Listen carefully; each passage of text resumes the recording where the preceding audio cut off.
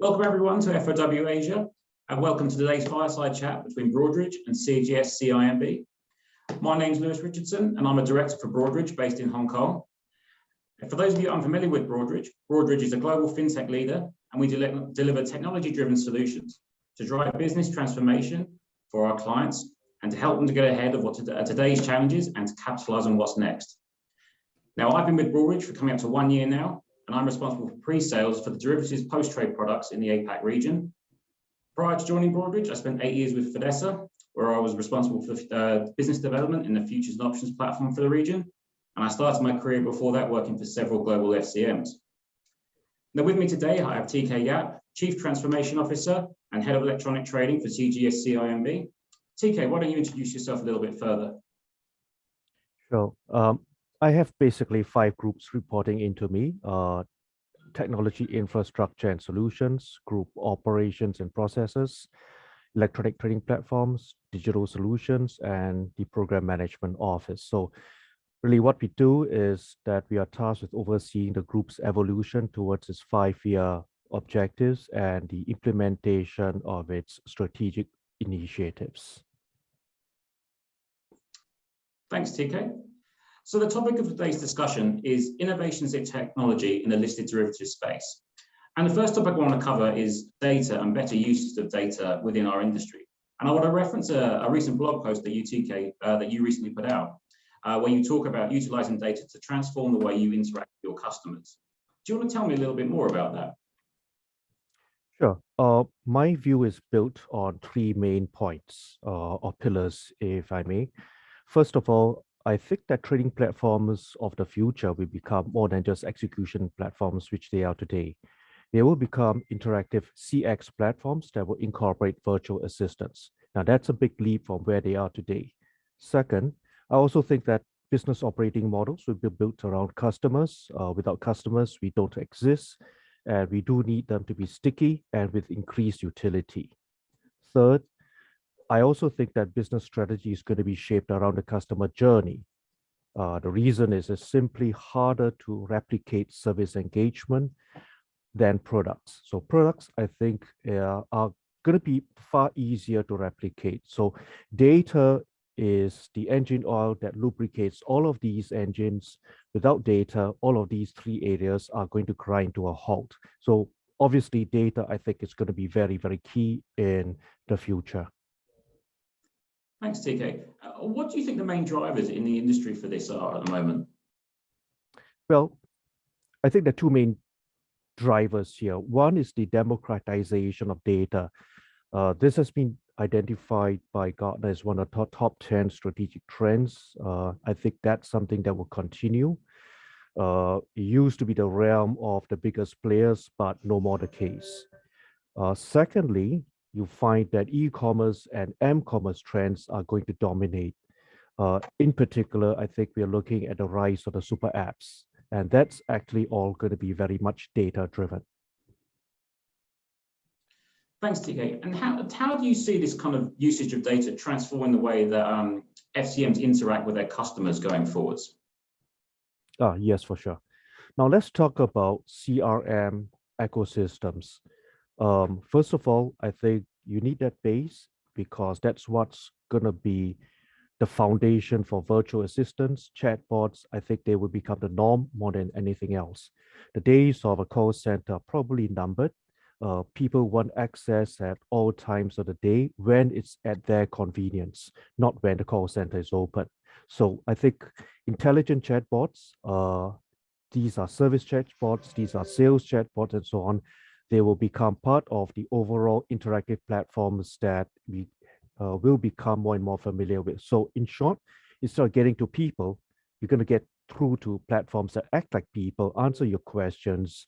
And that's going to lead us to the next topic. All right, let's talk about machine learning and AI.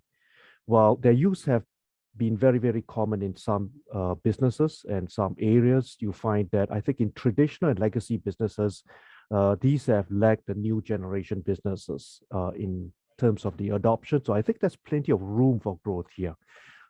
This big gap is continuing to open up.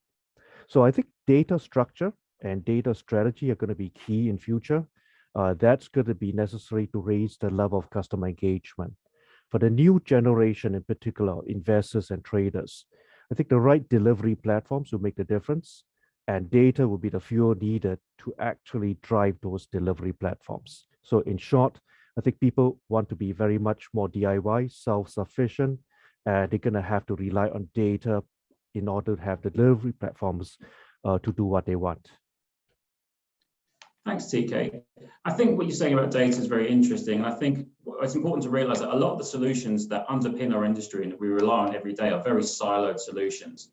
And in some cases, they're decades old. Very true. So at Broadridge, we see great benefits in open platforms and APIs, and we invest heavily in Nextgen technology to allow our clients to service their clients better. I mean, why do you think it's important that going forwards, platforms offer open architectures?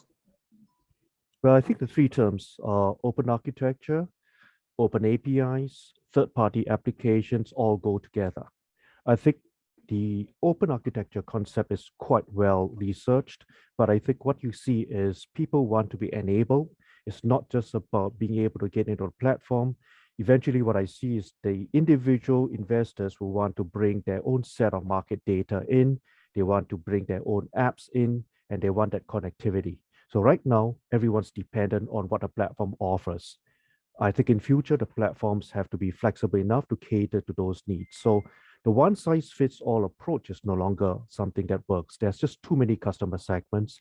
You've got a lot of customers who are very sophisticated, and then you've got L-plate customers who are actually just learning the markets. With that continuum, it's very hard to just provide a solution that's going to work for everyone. So the other part I think we have to really think about is back offices.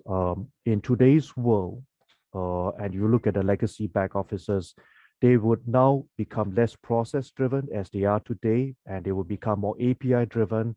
And I see staffing in the back office being driven more by tech people as much as process-driven people. So right now, it's all very much process-driven expertise. I think that will change. So I see back offices becoming half IT, and the process guys who want to re-engineer processes. Well, the question is, if you have an app that you can plug into, do you need to re-engineer that process, or do you delete that process because of an app that actually totally replaces it? So workflow engines, I think they will become key. If you think about integrating apps like eKYC, AML, SSO, many of these apps actually, in fact, replace the processes today that are very evident in very much legacy structures. So I think the apps will come in, they will make a lot of the processes redundant. And so that will give you a much better end-to-end differentiation if you can get it all right, get it all together in an integrated package. Thanks, TK. Would you say sort of open architecture solutions allow you to differentiate your business? Well, yes, because I think the market is dynamic. It's always changing. And if you don't keep up with it, if you stand still, you actually go backwards because everyone just overtakes you. So I think this means that your adaptability will define your survivability. You look around, I think many of the firms which are no longer around today, they were big players 10 years ago. I think it's a question of them not being able to adapt as well as their competitors. So to get there, I think on top of open architecture, we're talking about on top of third-party apps, I think we need also an engineering culture.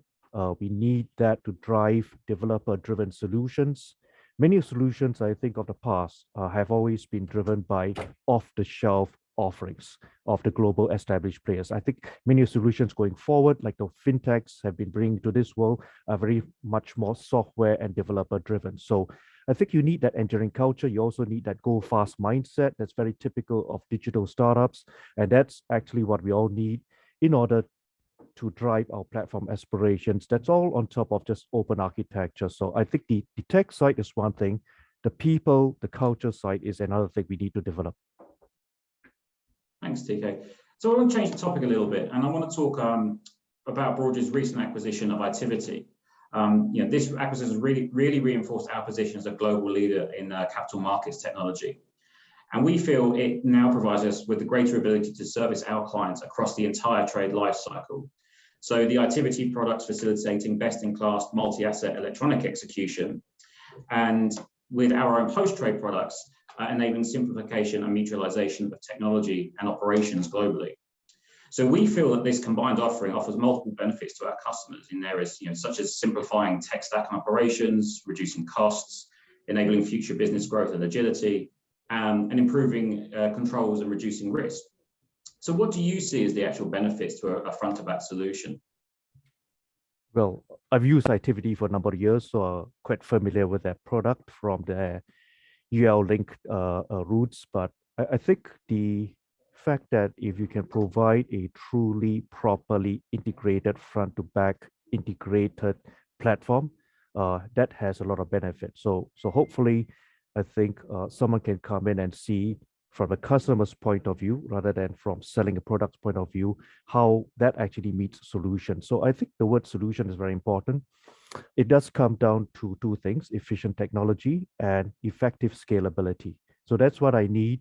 I need to see that we are going to be left to stick to our own core competencies of running our business, and that we want to partner with vendor partners who can help us eliminate the legacy monolithic structures that we have. We need the vendor partners we work with to help us use middleware, provide us with the modular components that gives us that flexibility.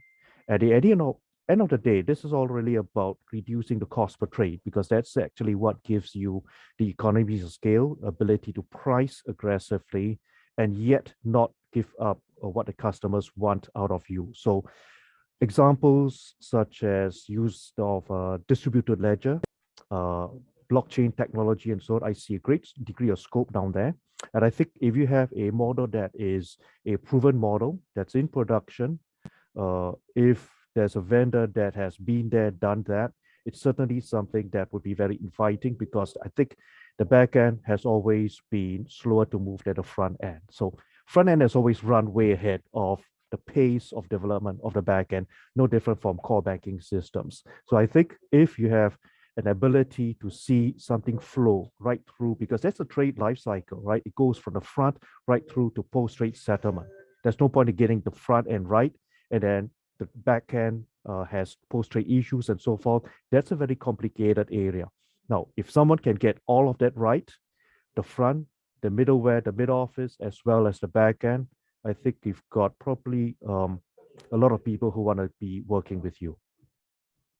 Thanks, Tika. Yeah, I couldn't agree. But it's easier said than done. Much easier said than done. We've seen a lot of vendors try that, and somehow it's not always worked in their favor. Thanks, Tika. I couldn't agree with the points you made on the front and back there more. And some of the things you said actually lead us on to the last topic of today's discussion, which is utilizing next-gen technology. So at Broadridge, we're always looking at ways of introducing and integrating new technologies into our solutions. And we call this the ABCDs of innovation. And it's how we help our clients to understand and apply new technologies, including things like AI, blockchain, cloud, and digital services to transform their businesses. And we already have multiple examples of where this is sort of live and being utilized. We already have multiple clients live across the globe on our distributed ledger repo platform. We're seeing wider adoption of cloud services in both the front and the back office. And AI is adding unparalleled efficiency into data processing and analysis. So how do you see these types of technology transforming your business going forwards? Well, I think it's very important. While you could look at it from the technology point of view, our digital strategy is really about business transformation rather than just digital transformation. So again, it gets back to strategy, gets back to people.